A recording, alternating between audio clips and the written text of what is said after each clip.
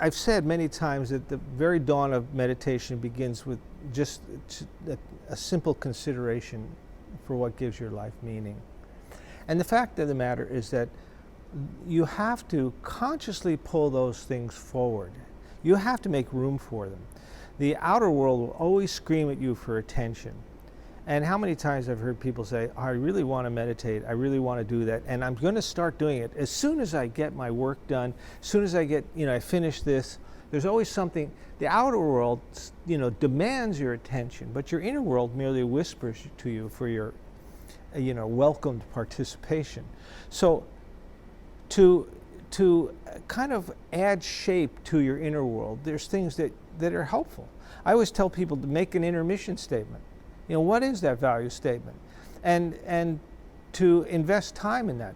Place that inner mission statement, place a copy of it on your refrigerator, place it at your work, place it at, in your car, place it where you meditate.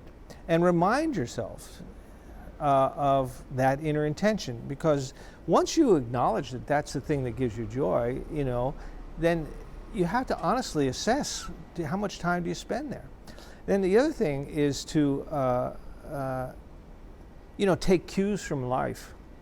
You go to work every day, and very typically, a typical afternoon, you take a lunch break. What do? You might go to wash your hands, clean yourself, whatever, and then you take a break.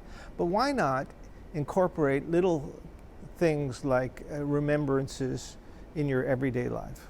Before you eat, why not just remember your intermission statement? Take 30 seconds and meditate. Look within and just remember that, and maybe be grateful for food, right? Take 30 seconds before you drive, a minute before you drive. Kind of bring your inner intention to your outer life. And one of the things that I love about Guru's path is that he emphasizes over and over again that your inner life and your outer life go hand in hand, that they're not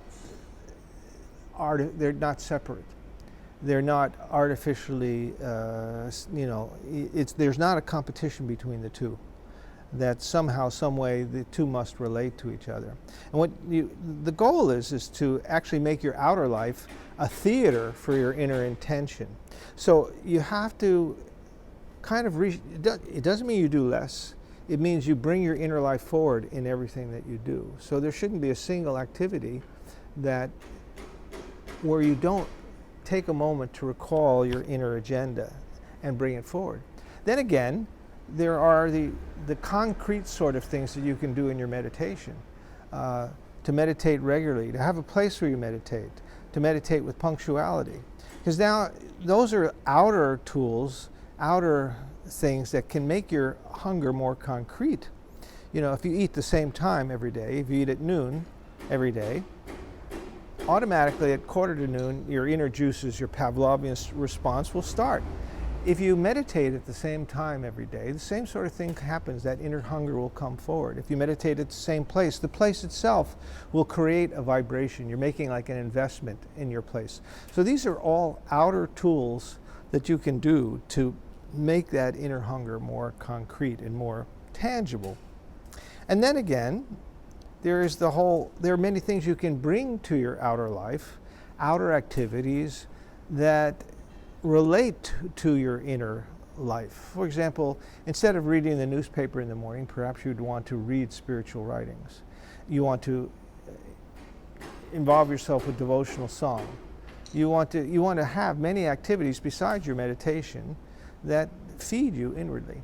And what happens is that as you're fed inwardly, it presents itself to its sense of value to you increases, and you'll feel much more naturally, I want to spend more time here, Even then, there may be episodes in your life where there's greater demands placed on you and you might find it slipping, but once you're well established in your meditation, if you feel it slipping, it kind of like all of a sudden you're kind of slapped in the face with the fact that you miss it and go, I gotta get back to my basics.